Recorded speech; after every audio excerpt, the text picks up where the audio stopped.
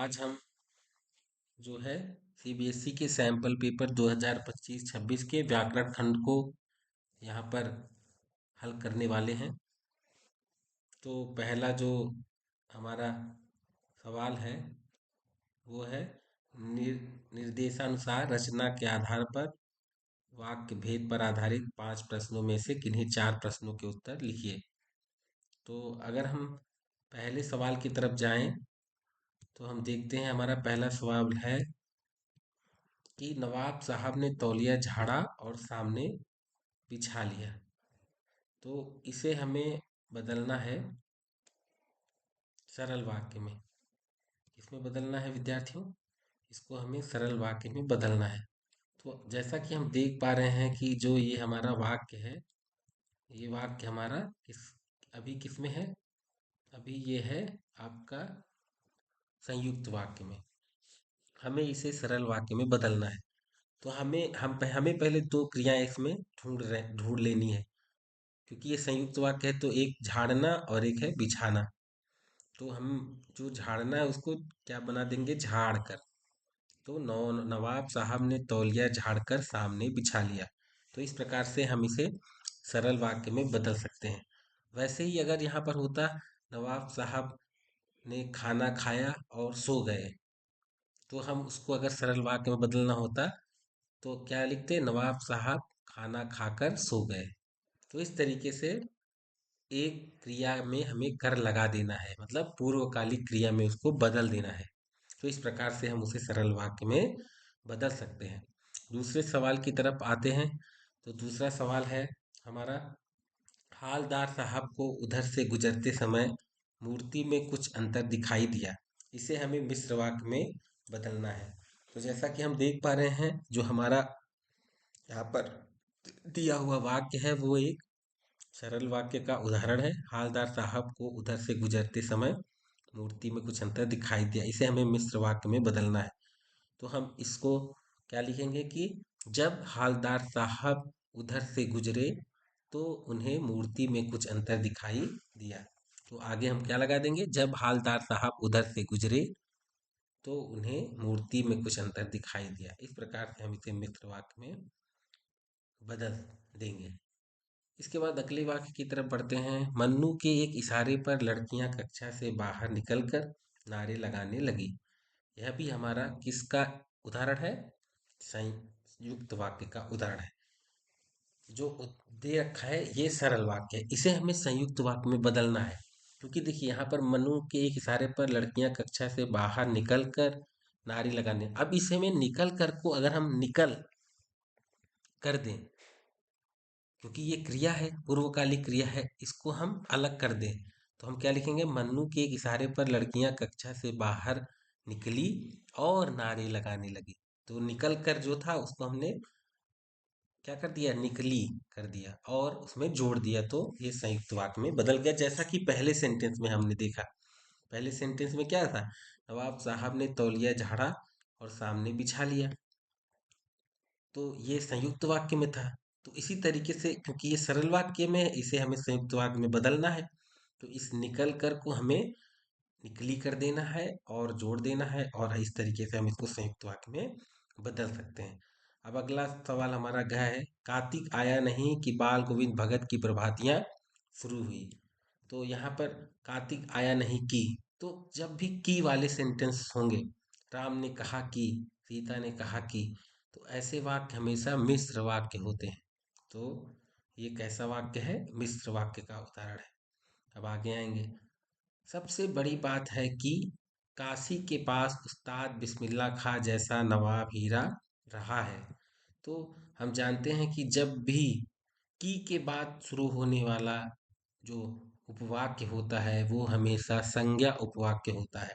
हमेशा याद रखिए कि जो उपवाक्य की के बाद शुरू होता है वो हमेशा संज्ञा उपवाक्य होगा। तो इस तरीके से हम कह सकते हैं कि रेखांकित जो उपवाक्य है वो संज्ञा उपवाक्य है। अब आगे बढ़ेंगे अगले सवाल की तरफ।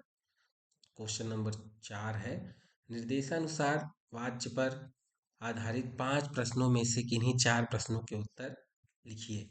तो अब इसमें हमें वाच्य है, तो वाच्य भी हम जानते हैं, कर्तृवाच्य, कर्मवाच्य और भाववाच्य। तो यहाँ पर हम देखेंगे, देख लिखा है, पतोहू ने भगत को दुनियादारी से निवृत्त कर दिया था। तो ये हमारा, अभी तो ये कर्तृवाच्य में है, क्योंकि जिस भी सेंटेंस में ने, कर्ता के साथ ने लगा हो या कोई कारक चिन्ह ना लगा हो, जैसे राम ने कहा, सीता ने कहा, गीता ने कहा, या फिर राम खाना राम ने खाना खाया, या राम जाता है, जिसमें कोई भी क्या है, कर्ता के साथ कोई भी विभक्ति चिन्ह नहीं लगा है, जीरो, या फिर ने, तो वो कर्तृवाच्य होगा। कर्मवाच्य में क्या होगा, से, द्वारा या के द्वारा लगा होगा, तो वो कर्मवाच्य या भाववाच्य होता है। तो ये मोटी मोटी पहचान है। तो अब देखेंगे, पतोहू ने भगत को दुनियादारी से निवृत्त कर दिया था। तो इसको कर्मवाच्य में बदलना है, तो हम क्या लिखेंगे, क्योंकि अब इसने की जगह हमें से द्वारा या के द्वारा लगाना है, तो लिख देंगे, पतोहू के द्वारा भगत को दुनियादारी से निवृत्त कर दिया गया। पतोहू के द्वारा भगत को दुनियादारी से निवृत्त कर दिया गया। ठीक है, ऐसा लिखें। ठीक है, अब आगे बढ़ते हैं। नवाब साहब द्वारा खीरे पर मसाला छिड़का गया। तो अब देखिए, यहाँ पर द्वारा लगा है, इसका मतलब ये कर्मवाच्य है, तो इसे हमें कर्तृवाच्य में बदलना है। तो हम द्वारा हटा के ने लगा देंगे, तो क्या हो जाएगा सेंटेंस, नवाब साहब ने खीरे पर मसाला छिड़का। क्या हो जाएगा, नवाब साहब ने खीरे पर मसाला छिड़का। अब आए, अगला है, आओ पेड़ की छाया में बैठें। तो यहाँ पर जो प्रधान भाव है वो बैठने का है, तो हमें क्या करना है, इसे भाववाच्य में बदलना है। तो हम क्या कहेंगे, आओ पेड़ की छाया में बैठा जाए। क्या हो जाएगा, आओ पेड़ की छाया में बैठा जाए। जैसे आओ खेले, आओ खेला जाए। ठीक है, आओ पढ़ें, या तो उसको भाववाच्य में बदलेंगे, तो आओ पढ़ा जाए, ऐसा बदल देंगे। कर्तृवाच्य में बदलना है, मुझसे यह काम नहीं हो सकता। इसे कर्तृवाच्य में बदलेंगे तो क्या लिखेंगे, क्योंकि यहाँ पर से आया, मुझसे। ठीक है, तो इसका मतलब ये कर्मवाच्य या भाववाच्य होगा, तो इसे हमें कर्तृवाच्य में बदलना है। तो क्या लिखेंगे, मैं यह काम नहीं कर सकता। क्या लिखेंगे, मैं यह काम नहीं कर सकता हूँ, मैं यह काम नहीं कर सकता। ठीक है, मैं यह काम नहीं कर सकता, इतना ही लिखेंगे। अब आगे कह रहा है, वाच्य पहचान कर भेद बताइए। उद्धव द्वारा ज्ञान का उपदेश दिया गया। तो यहाँ पर द्वारा लगा है, तो इसका मतलब ये कर्तृवाच्य तो है नहीं, कर्मवाच्य या भाववाच्य है। अब इसे हम पहचानेंगे कैसे, तो क्या दिया गया, उपदेश, तो ये कर्मवाच्य हो जाएगा, क्योंकि ये सकर्मक क्रिया है, तो इसलिए ये कर्मवाच्य हो जाएगा। अब अगला पद परिचय में आते हैं, जिसमें विद्यार्थियों को बहुत समस्या रहती है, तो आगे देखते हैं।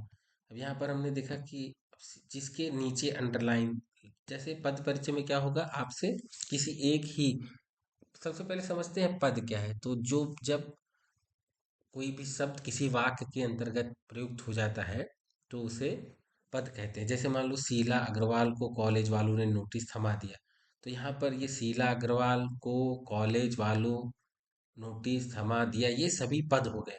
तो अब जिसके नीचे क्या होगा, अंडरलाइन दिया होगा, उसी शब्द का हमें पद परिचय देना होता है। तो यहाँ पर हम देख रहे हैं कि शीला अग्रवाल को क्या किया गया है, रेखांकित किया गया है, इसको अंग्रेजी में कहेंगे अंडरलाइन किया गया, इसी शब्द का हमें पद परिचय देना है। तो शीला अग्रवाल क्या है, संज्ञा है। ठीक है, क्योंकि ये नाम है किसी व्यक्तिगत लड़की का, तो हम उसे क्या कहेंगे, व्यक्तिवाचक संज्ञा। ठीक है, और क्योंकि शीला अग्रवाल लड़की का नाम है, तो स्त्रीलिंग हो गया। ठीक है, और इसमें अगर कारक की बात करें तो कर्म कारक हो गया। तो इस तरीके से हम व्यक्तिवाचक संज्ञा, और जो व्यक्तिवाचक संज्ञा होता है वो हमेशा एक वचन होता है, तो हम लिख सकते हैं कि व्यक्तिवाचक संज्ञा एक वचन, स्त्रीलिंग और कर्म कारक होगा। को है ना, शीला अग्रवाल को, तो यहाँ पर कर्म कारक हो गया। इस तरीके से हम इस शब्द का पद परिचय दे सकते हैं। दूसरा शब्द है पनियाती फाके। कैसी फाके, पनियाती। तो पनियाती क्या हो जाएगा, ये विशेषण है, ये फाक की विशेषता बता रहे हैं, फाके कैसी हैं, बनियाती हैं। तो ये विशेषण है। कैसा विशेषण है? गुणवाचक विशेषण है, क्योंकि ना तो इससे किसी संख्या का बोध हो रहा है, ना परिमाण का, ना ये सर्वनाम है। तो ये गुणवाचक विशेषण है और इसका विशेष क्या है? फाके हैं। तो बस इतना ही हमें लिखना है, गुणवाचक विशेषण और फाके विशेष। अब आगे हम देखेंगे बढ़ता है। ठीक है, तो बढ़ता है का हमें क्या बताना है? पद परिचय देना है। क्या देना है? बढ़ता शब्द का। तो बढ़ता शब्द यहाँ पर क्या हो जाएगा? क्रिया है। ठीक है, क्रिया है और ये एक अकर्मक क्रिया है। ठीक है, अकर्मक क्रिया है, एक वचन में है और पुल्लिंग है। तो ऐसा इसका पद परिचय दे सकते हैं। अब अगला शब्द जो है वो है लगातार। ठीक है, अब इस लगातार शब्द का हमें पद परिचय देना। तो कैसे चल रही थी उनकी उंगलियां? लगातार। तो लगातार शब्द कैसा हो जाएगा? लगातार शब्द हो जाएगा हमारा क्रिया विशेषण। क्या है ये? क्रिया विशेषण है। ठीक है, रीतिवाचक क्रिया विशेषण। क्या है? रीतिवाचक क्रिया विशेषण। लगातार शब्द हमारा हो जाएगा। फिर शाबाश तुमने अच्छा कार्य किया। तो शाबाश शब्द का हमें बताना है। तो शाबाश शब्द कहता है विस्मयादि बोधक अव्यय है। क्या है? विस्मय, जिससे आश्चर्य, शोक, दुख ये सभी प्रकट होता है। ठीक है, तो ये हो जाएगा हमारा विस्मयादि बोधक अव्यय, इसके बाद लिख देंगे। अब हम अगले पे आते हैं, अलंकार पे। अलंकार को हमें पहचानना है। तो हमेशा अब देखिए, यहाँ पर हमें क्या अंडरलाइन शब्द दिया हुआ है। तो जो शब्द अंडरलाइन दिया है उसी का हमें रेखांकित काव्य पंक्ति का ही हमें क्या बताना है? अलंकार बताना है। तो यहाँ पर हम देख सकते हैं, ये लिखा है प्रीति नदी में पाँव न बुरो। तो इन दोनों के बीच में योजक चिन्ह आया है। तो ये किस किस अलंकार में आता है? ये रूपक अलंकार। जब भी आपको इस तरीके का चिन्ह मिल जाए उपमेय और उपमान के बीच में, प्रीति रूपी नदी, रूपी शब्द है। ठीक है, तो यहाँ पर रूपक अलंकार है। अब यहाँ पर अगले खा में आएंगे, कोटि कुलिस सम वचन तुम्हारा सा समान सदृश। तो ऐसे अलंकार उपमा होता है। कैसे वचन है आपके? कैसे? करोड़ों। ठीक है, जैसे घाव के समान कह सकते हैं। सम स समान सदृश, तो यहाँ पर उपमा अलंकार है। फिर आगे, आगे नदियां पड़ी अपार। ये सवाल कई बार पूछा जा चुका है बोर्ड की परीक्षा में, कि राणा ने सोचा इस पार तब तक, आगे नदियां पड़ी अपार घोड़ा कैसे उतरे पार, राणा ने सोचा इस पार तब तक चेतक था इस पार। ये क्या है? अति संयुक्ति अलंकार है, कि राणा ने इस पार से सोचा ही था तब तक चेतक उस पार चला गया इतना वेग से। तो ये भी क्या है?